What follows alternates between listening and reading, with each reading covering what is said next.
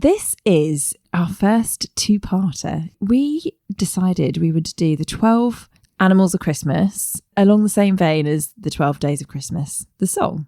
When we decided to do this, 12 Days of Christmas, there is a lot of animals in there, but there's also some days where it's non-animals, which I think is nice because then it gives you a bit of creative license. We can explore. But also, there's a lot of birds. And then I found this post on Instagram that was just commenting on the fact that there's a lot of birds in this song. The 12 Days of Christmas is completely unrealistic. There's no way that you're still accepting gifts from someone after 4 days of birds. The 6th day of Christmas was the worst day of Christmas because after getting 5 golden rings, she thought he moved on to jewellery and did not expect any more birds. The last one, which tickled me. So there I was, surrounded by 6 varieties of birds, thinking, how could this get any worse? And then in walked 11 pipers piping. That's really true, actually. 11 piping is really awful. Number 1. The partridge in a pear tree. According to the Royal Society for Protection of Birds, this is strictly a ground bird, never likely to be found in pear trees. They form pairs early on in the year, so sort of January time. Like pear or pairs? No, pairs. Oh, sorry. Like they're mating pairs. Oh, right, okay, got it. And then they stay with their mate until the autumn. And so was pear tree picked because it's sort of alliterative with partridge? The pear tree is possibly derived from the French word for partridge, which is une perdrix, which sounds perdrix sounds quite similar. But they think maybe possibly perdrix was the origin for the pear tree. That's really nice. That's a really hard word to say. Une perdrix. I'm so sorry if anyone's listening in France. As we have established, they are not known to be inhabiting pear trees. Their numbers have declined by 80% in the last 30 years. I went to the pet shop yesterday to get my dog's Christmas present. For Christmas, they had partridge-flavoured dog treats. It was a hard pass for me. But then I'm like, if they're so endangered, how can you buy partridge-flavoured dog treats from the pet store? And also, how would the dog discern? Like, wouldn't it be just as happy with chicken? Yeah. Like, it's sure, like, isn't that just a thing for the owners? Like, oh, partridges are a Christmas thing. I mean, it's probably like 1% partridge or something, isn't it? Just so they can put it on the label. But they are low in numbers. They're on the red list, and their main threats are predators because obviously they're ground-based. But also, we've got like a massive decline in insects in the UK. And that's kind of the main threat to them, is that their food source is declining. 2 turtle doves. Turtle doves are Britain's only migratory pigeon or dove. They are also our smallest, and they weigh around 100 to 180 grams. Okay. Which, to put in context, is about 3 bags of crisps. Really? Oh, that's nothing. That's so light. English turtle doves winter mainly in the arid regions of Senegal and Guinea. Hedgerows. So hang on, so they're wintering somewhere hot, very sensible, and then they're coming over here to breed. Yeah. They put nests in really thick hedgerows, but less than 3 metres off the ground. Yes, okay. The RSPB, in order to help revitalise the population, which had dropped by almost 91% in the last 10 years due to habitat changes, literally people cutting hedges. Oh, yeah, because if that's the only... That's where they live, and hedges have fallen out of fashion. Yeah, I mean, we've got a big garden, we don't have a hedge. And the RSPB, they fitted a tag to a turtle dove they named Titan. Okay. And through him, they learnt that they migrate largely at night and cover up to 700 kilometres in one flight. So that's several... What, in one night they will...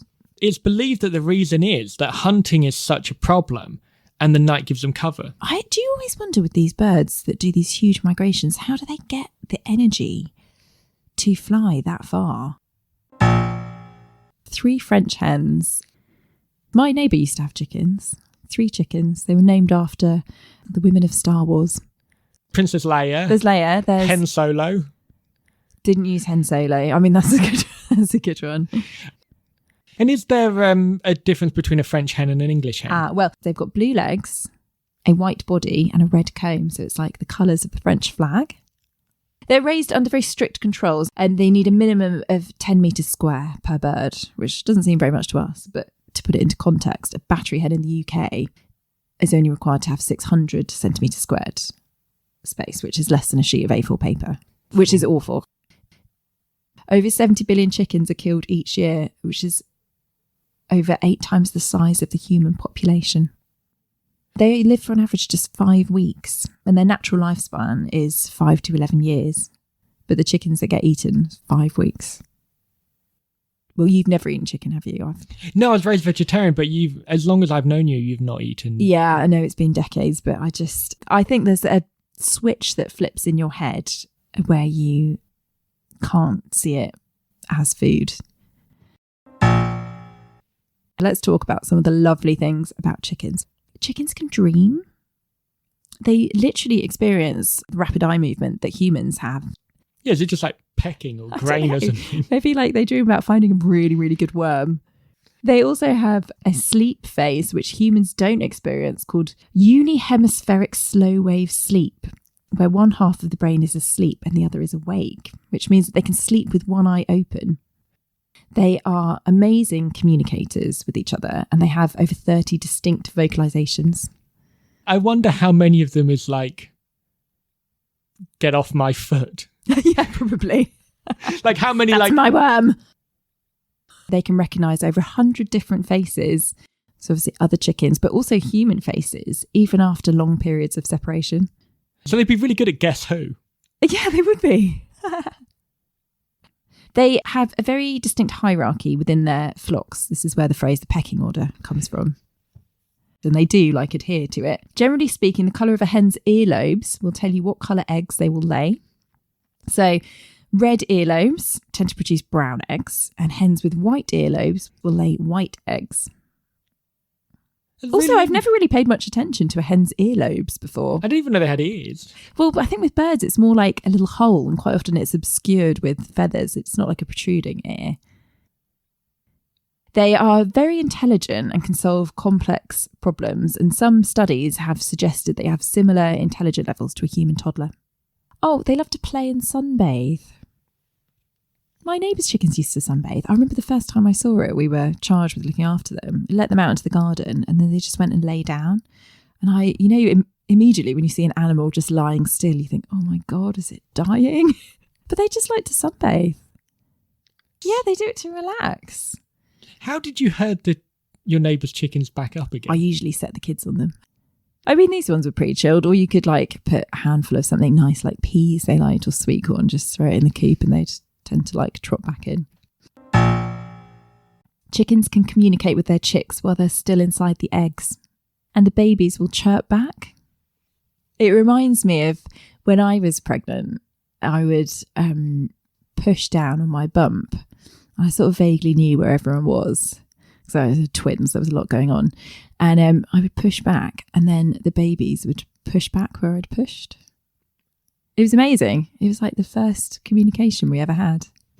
That's really lovely. Isn't that lovely? Right, so now we have 4 calling birds. Yeah. Originally, it would have been collie birds. Yeah. Which was often a blackbird. This is really unfortunate. You know how birds and often plants have a Latin name? Yeah. The official name of the blackbird they've been really unlucky with. They're called Turdus marula, turdus. How, of everything you could call them, there's no need for that. No, and also they're lovely. They really don't deserve that name. They do sound beautiful. The majority of British blackbirds seldom move any distance really from where they were hatched. Oh, okay. And one of the reasons for that is there are so many of them. They are the most numerous breeding bird in the British Isles. They're really unfazed by what goes on around them, and it makes them quite adaptable to urban areas. In the 19th century, attempts were made to establish the British blackbird in New York, and they were not successful. 5 golden rings. I veered between goldfish or golden retrievers, but I've gone for the golden lion tamarins. All right. They are small social primates with reddish gold coats. They live in Atlantic coastal regions of southeastern Brazil, where their populations once dwindled to just 200 individuals. But thanks to conservation efforts, this endangered species is recovering. They're tiny, cute monkeys, only 6 to 10 inches long. They live on average for 8 years in the wild, but the oldest one on record was 31. They're born fully furred and with their eyes open. They're born ready to go. Human babies are just... They're really slack. The more we research for this podcast, human babies are just lounging around. 6 geese are laying. A group of geese has a number of names. There's a specific term for when they are in flight. A plump. A plump. Oh, a plump of geese. A plump of geese but it's only when they're flying. I mean, now there are a lot of etymological idioms about the goose. I was wondering how many you can think of. Oh. A wild goose chase. Oh, God, how did I not think of that one? A wild goose chase. A waste of time and effort, and that derives from a 16th century racing event where, rather non-cryptically, they raced geese. And did the geese just like wander off in different directions? Yeah, it was just, they never reached. It was nothing. It wasn't even that they didn't reach the finish line. They never reached the starting line. You just couldn't get them in line. Killing the goose that laid the golden egg. Allowing greed to ruin the good thing you already have. Yeah. Wouldn't say boo to a goose. Oh, yeah. Where's that one? Well, mainly because they make a noise. Didn't they used to be used as watchdogs because they were loud? Yeah. And what's good for the goose is good for the gander. The appropriate treatment for one is equally appropriate for someone else. Yeah, I guess it's, feminism. Yeah, I mean, I think unfortunately it's more to do with sauce. Oh. Condiments then. Yeah, I think it's if the sauce, which is regrettable, but if the sauce tastes right on the goose, it's going to taste right on the gander. Yes, that's the reason for the phrase. But yes, in terms of its modern use, it could certainly be applied to feminism. Yeah. Join us for the second part and more animal nonsense.